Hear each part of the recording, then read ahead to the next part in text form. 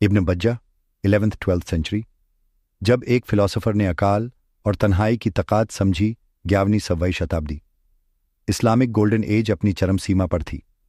Science, philosophy और logic के नए नए सिद्धांत लिखे जा रहे थे। इस दौर में एक ऐसे थिंकर आए जो अकाल, रीज़न और तन्हाई, सॉलिट्यूड के जरिए सच्चाई तक पहुंचने में विश्वास रखते थे। इब्न बज्जा। पूरा नाम अबू बकर मोहम्मद इब्न यहया इब्न अल-साइग, जिसे हम इब्न बज्जा या अवेम्पाचे के नाम से जानते हैं। सॉलिटरी थिंकर का कॉन्सेप्ट और रैशनल फिलॉसफी। एक फिलोसोफर जिसने बताया कि सच्चाई तक पहुंचने के लिए समझ से अलग सोचना जरूरी है। जब इब्न बज्जा ने तन्हा फिलोसोफर का आइडिया दिया, उसका मानना था कि समझ अक्सर इंसान के विचारों को प्रभावित करता है। अगर कोई व्यक्ति सच्चाई तक पहुंचना चाहता है तो उसे अकाल, रीजन और सॉलिट्यूड का सहारा लेना होगा।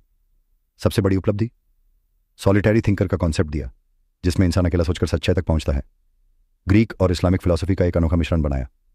उसका काम लेटर फिलोसोफर्स जैसे इब्न तुफैल और इब्न रुश्द अवेरोइस के लिए एक फाउंडेशन बना। एक फिलोसोफर जिसने रैशनल थिंकिंग और आइसोलेशन का ज्ञान दिया। जब उसने तदबीर अल-मुतवाहिद लिखा, इब्न बज्जा की सबसे प्रसिद्ध किताब थी तदबीर अल-मुतवाहिद, गवर्नेंस ऑफ द सॉलिटरी। इस किताब में उसने बताया कि कैसे एक व्यक्ति अकल के माध्यम से अपनी आत्मा और समझ को सुधार सकता है। उसने कहा कि एक फिलोसोफर को समझ से अलग होकर सोचना चाहिए। उसका विचार अरिस्टोटल और अल-फराबी की टीचिंग्स का एक लॉजिकल एक्सटेंशन था। उसकी ideas later European enlightenment philosophers तक पहुंची।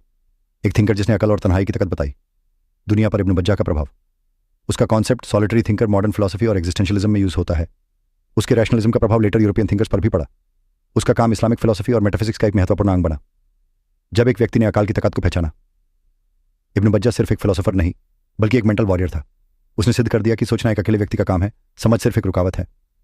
उसने कहा था, अगर तुम सच्चाई तक पहुंचना चाहते हो तो भीड़ का हिस्सा मत बनो, अपनी अकल का इस्तेमाल करो। इब्न बज्जा, एक नाम जिसने फिलोसफी को एक नया मोड़ दिया।